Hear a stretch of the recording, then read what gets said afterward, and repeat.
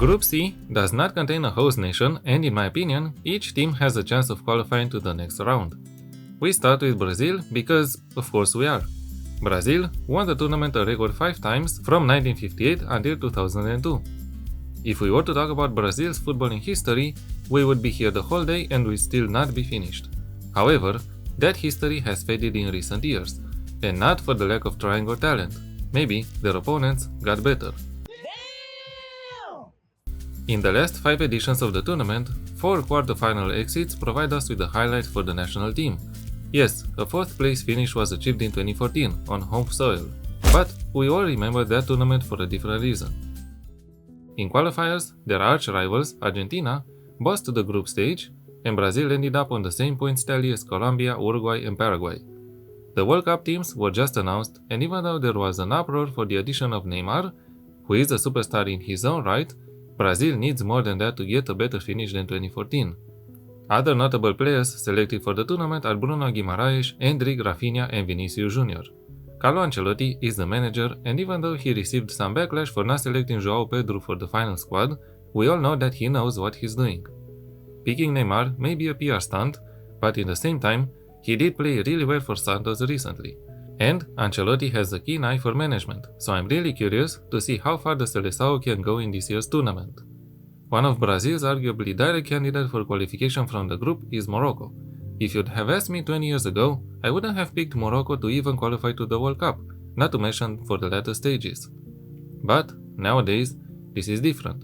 Players like Achraf Hakimi, Brahim Diaz, Yassine Bounou, Sofiane Boufal have changed the national football team's fate in recent years. The nation didn't make it to the World Cup until 1970, when they did not go past the group stage. In fact, besides 1986 and 2022, the team did not get past the group stage at all, with 2022 being their highest finish as the 4th place team. Morocco smashed their qualifiers group, winning all 8 games and earning 24 points. They even conceded only 2 goals across all the games played in that group. After the African Cup of Nations, there was turmoil in the Moroccan camp, with the manager at the time, Walid Regragui, leaving his position. And that position was then occupied by Mohamed Wahbi. Mohamed Wahbi is not a notable figure in the managerial landscape worldwide, but he might be what the national team needs to make it at least as far as they did in the 2022 edition. And then there's Haiti. At the beginning, I said that all teams in this group have the chance of qualifying for the next phase of the competition, and I meant it. One odd victory and Haiti may be one of the 8 third-place teams that qualify out of the group. This is not the first edition the nation qualified for, with the first one being 1974. But as you can imagine, things have not gone well for them in recent decades. And players such as Dakan Nazon, Johnny Placide and Ricardo Ade for sure want to change that. People will say that without the USA, Mexico and Canada, it was easier for nations like Haiti to qualify to the World Cup. But it wasn't. They had to play 10 very tough matches across 2 group stage rounds to make it to the tournament. And this was only because they managed to finish first in the 3rd round, otherwise they would have had to play an intercontinental playoff. Sébastien Mignet is the national team manager. He played professionally at a lower level and then took up managerial roles, mostly international ones. He took over Haiti in 2024 and made sure the job was done, especially without the 3 giant national teams knocking the ball around in qualifiers. And we get to Scotland. Scotland may have had very bad qualifier matches, but the last ones were just magical.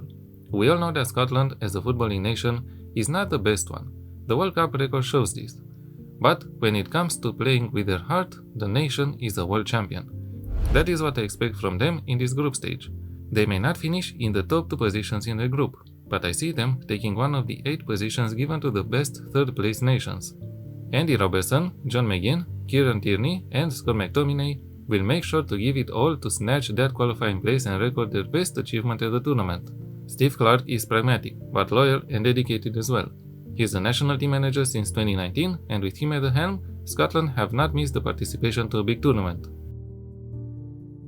And not only for Steve Clarke, for all the nations in this group, this should be a celebration, a moment to get the nation to higher grounds and provide the best national achievement. So make sure to follow the matches as they unfold.